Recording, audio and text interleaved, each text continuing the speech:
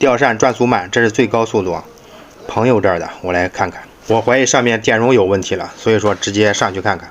调速器的话，最高档是直通的，所以说关系不大。这个高度3步梯都足够了啊，能用3步的我绝对不拿4步梯啊，这样轻巧。这是朋友的，说出来了我就来看看。像一般的我真不愿意去啊，因为这个你去修的话，换个电容，你说收多少钱合适？一个新的吊扇100块，甚至不到100块。这万用表都省了，你看电容已经变形鼓包，直接换一个啊，它是2微发的，我正好带有，新的已经换上去了。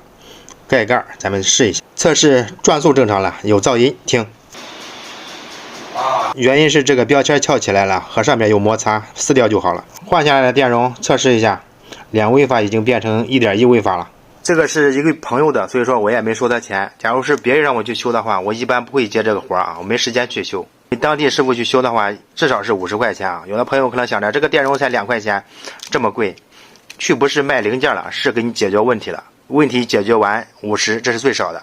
像这种问题上门维修的话，在你们当地收费多少钱呢？欢迎视频后面留言，大家都参考一下。